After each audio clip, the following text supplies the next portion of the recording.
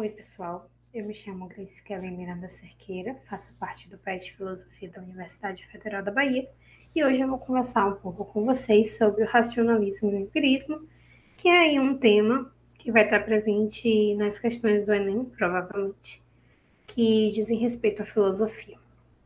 Para começar por entender um pouco do contexto histórico, né, essas duas correntes surgem na modernidade, e a modernidade é o período que historicamente data a partir da segunda metade do século XV, com a tomada de Constantinopla pelos otomanos em 1453, sendo este um período de mudanças nos cenários políticos, com implicações sociais, desenvolvidos também com as mudanças proporcionadas pelo Renascimento. Uma era de expansões marítimas, tomadas de poder, território e até mesmo revoluções. Essa marcação ela também se compreende no cenário científico e filosófico, que é justamente no conteúdo dos textos e produções dessa época.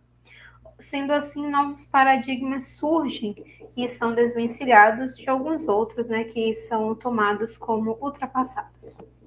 E em termos de filosofia, que quando a gente fala da modernidade, a gente se detém basicamente aos filósofos da Europa, né? Sejam eles ingleses, franceses ou até mesmo os alemães um pouco depois.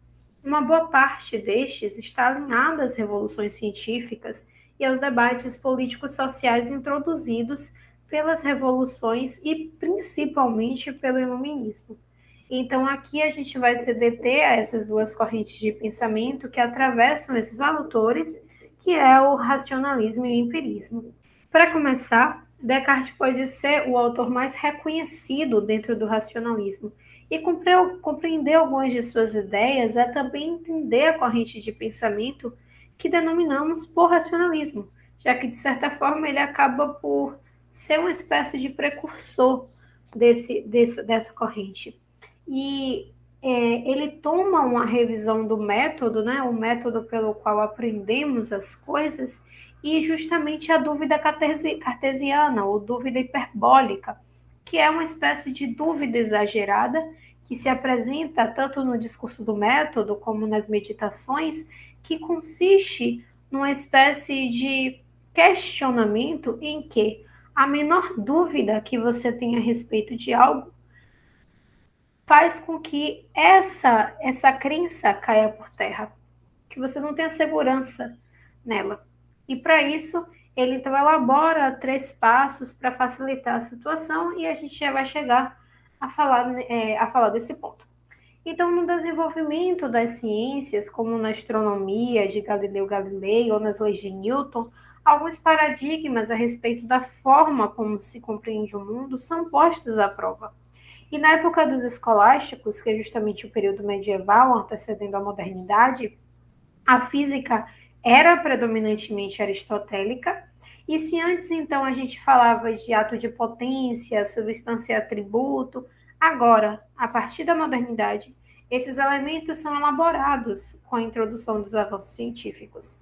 E passamos a questionar e a falar sobre o formato da Terra, sobre a infinitude do mundo, sobre o Sol como centro do sistema solar, entre muitas outras coisas. E é justamente nesse ponto que Descartes ele vai começar a reconstituir uma espécie de ordem do conhecimento das coisas.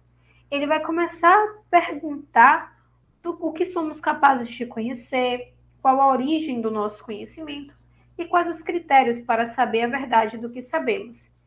E é justamente essa ideia de origem do conhecimento que provoca um embate, que provoca a divergência entre essas duas correntes. Porque uma parte vai afirmar que a origem do conhecimento se concentra na razão, e a outra parte vai afirmar que a origem do conhecimento está na experiência, está nos dados sensíveis obtidos por meio dessa experiência. E dentre essas duas correntes, que a primeira é o racionalismo e a segunda é o empirismo, surge todo esse debate da modernidade que torna tudo muito profundo para saber quais são as bases dessa epistemologia. A gente pode pensar, por exemplo, em outros racionalistas, como Leibniz, como Spinoza. Então, nem tudo é apenas Descartes, mas, de certa forma, ele foi um precursor e ele tem um conceito forte. Como o que acontece, por exemplo, em sua obra Meditações Metafísicas. Ele apresenta uma maneira de reconstituir todo o nosso conhecimento a partir de bases seguras e a base de um saber que se utilize também desse método seguro. Então, a dúvida como método é o principal elemento. Primeiro você duvida e depois você vai aí nos caminhos de análise, de enumeração, de ordem, para obter a verdade acerca desse questionamento, ou pelo menos a ideia que está por trás dele e a sua origem. Só que o que, é que acontece? Descartes ele vai introduzir na sua teoria das ideias um elemento chave, que são as diferenças das ideias em três tipos. Ideias factícias, que são as ideias criadas por nós, que tem aí uma espécie de elemento imaginativo, só que aí existem outros detalhes mais minuciosos que não nos cabem aqui. As ideias adventícias, que são as ideias que temos a partir das coisas fora de nós, ou seja, as coisas sensíveis, e as ideias inatas, que são as ideias que nascem conosco. Deus, por exemplo, seria o exemplo de uma ideia que é inata, que nasce conosco. Então, a teoria das ideias, ela também nos fomenta a pensar as diferenças primordiais entre esses pensadores e também com a outra corrente que aqui estamos debatendo, que é o empirismo. Ou seja, as ideias inatas, ela marca uma relação do ser humano com a sua consciência, como possuindo recursos anteriores à própria consciência, ou mesmo fundadores da consciência. Sendo assim, a razão é a principal fonte de conhecimento. Ela antecede qualquer experiência. Aliás, talvez chegue a possibilitar a consciência. Então, são traços muito finos do racionalismo que se concentra nessa ideia de uma razão enquanto fonte, enquanto gênese de toda a possibilidade de conhecimento humano, que se expressa, inclusive, até mesmo diante do conhecimento científico. O empirismo está totalmente numa via oposta, pois todas as ideias elas são vindas dos sentidos ou a partir da formulação dessas ideias de acordo com o pensamento. Sendo assim, as sensações são aquilo que é justamente a única fonte do conhecimento ou da consciência. Por exemplo, como acontece em John Locke, que ele diz que o conhecimento é como uma tábua rasa. Né? A gente vai, a partir da sensação, a partir das nossas experiências sensíveis, escrevendo nessa tábua, né? Adquirindo ideias. Ao debater sobre as formas de entendimento humano e a origem do conhecimento, Locke defende que são os nossos sentidos e sensações a fonte principal de nosso conhecimento e, não havendo ideias inatas, a experiência é a origem de tudo que conhecemos. Então, existe muito esse viés de que os empiristas, eles não querem apenas derrubar a ideia de que a razão é a origem do conhecimento, é a fonte do conhecimento, mas eles também querem derrubar qualquer tipo de prerrogativa de ideias inatas, como se já estivéssemos, de certa forma, trazendo conosco conhecimentos, ideias, juízos que a gente não tenha constatado ou não tenha, de certa forma, aprendido na experiência sensível. Um outro notório exemplo de empirista é David Hume, que divide todas as representações, ou seja, as representações como tudo aquilo que chega para nós, ou seja, tudo que percebemos, em dois tipos, que são as impressões, que são as nossas impressões. As nossas impressões são como representações, percepções mais vivas.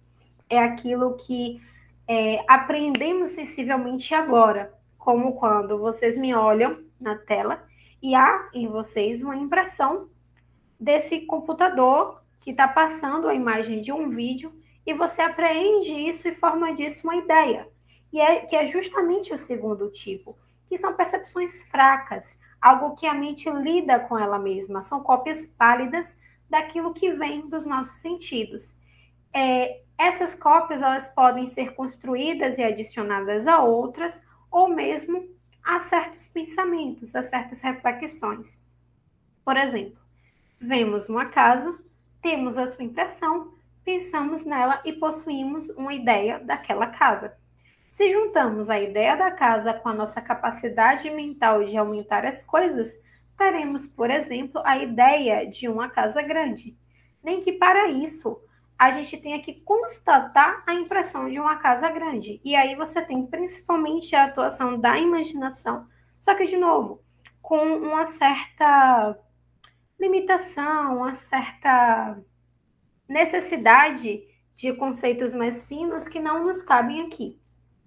Apesar de se pautarem em certos paradigmas e assuntos comuns, cada pensador, mesmo dentro do racionalismo e do empirismo, reflete nos próprios elementos.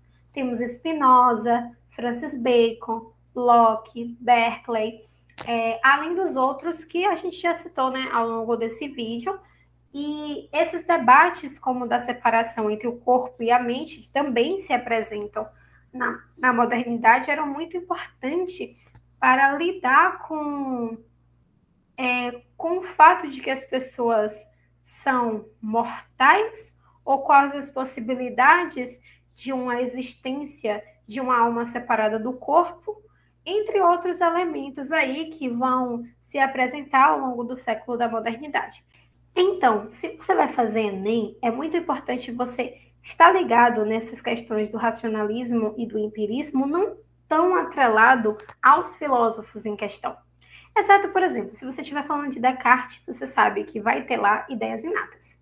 Sabe que pode ter a palavra ideias adventícias, ideias factícias, vai ter algo como penso, logo existo, esses elementos assim que são bem marcantes na teoria cartesiana, como dúvida hiperbólica também.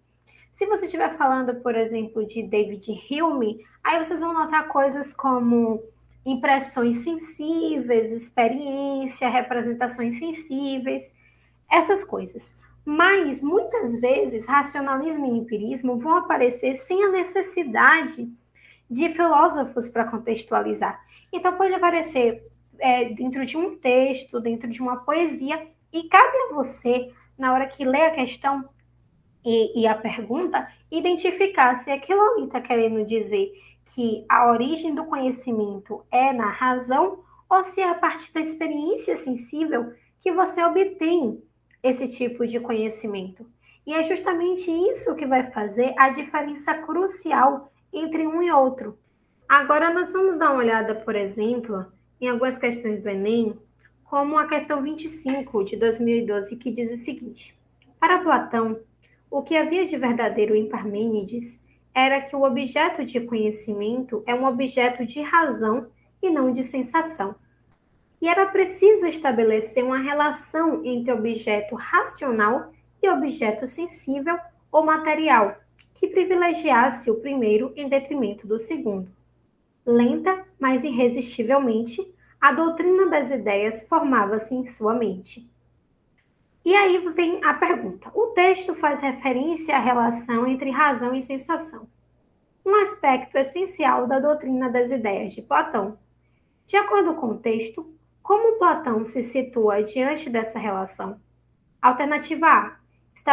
Estabelecendo um abismo intransponível entre as duas. Alternativa B. Privilegiando os sentidos e subordinando o conhecimento a eles.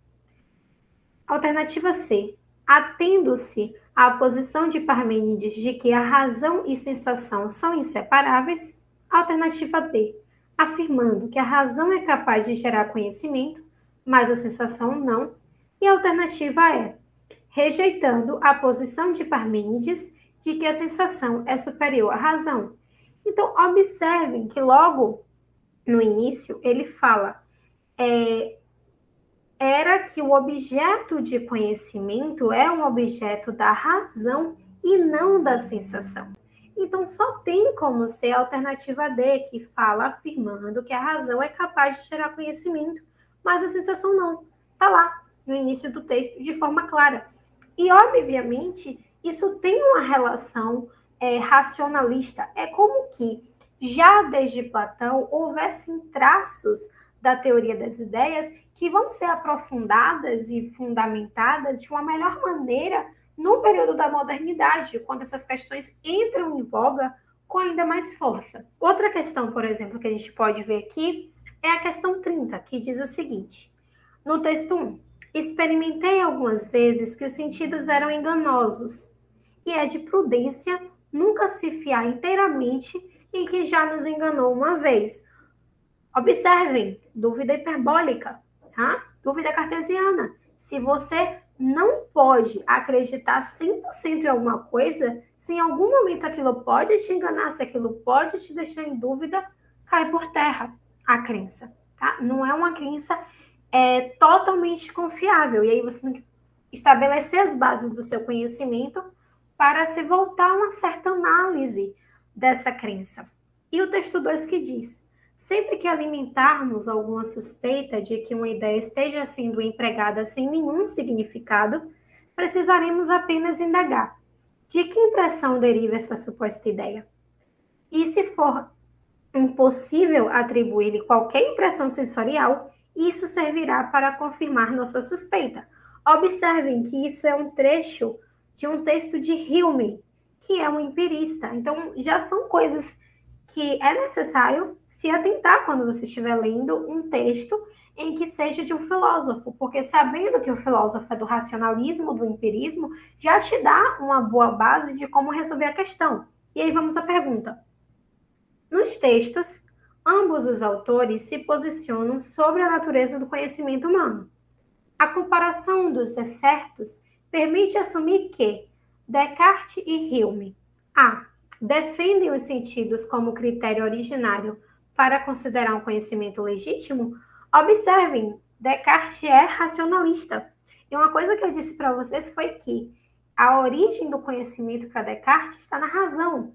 E, inclusive, ele assume, e é ele quem cria essa questão das ideias inatas. Então, não poderia ser, tá? Não poderia ser essa alternativa. A B. Entendem que é desnecessário suspeitar do significado de uma ideia na reflexão filosófica e crítica. Óbvio que não. C. São legítimos representantes do criticismo quanto à gênese do conhecimento. Alternativa D. Concordam que conhecimento humano é impossível em relação às ideias e aos sentidos. Hume não faz isso. Lembrando que eu disse que para Hume existem impressões e existem ideias. E as ideias são mais fracas que as impressões, mas são derivadas e originadas dessas impressões. E a alternativa é: atribuem diferentes lugares ao papel dos sentidos no processo de obtenção do conhecimento. Óbvio, porque se Descartes fala que os sentidos podem nos enganar, já dá para ver aí que os sentidos no papel do conhecimento não têm, não expressam, não exprimem a mesma confiança que os sentidos vão exprimir na teoria humeana. Então, é algo que precisamos aí nos atentar na hora de responder questões sobre o racionalismo e o empirismo. Bom, eu poderia entrar em outras questões, mas vou finalizar por aqui por causa do nosso tempo.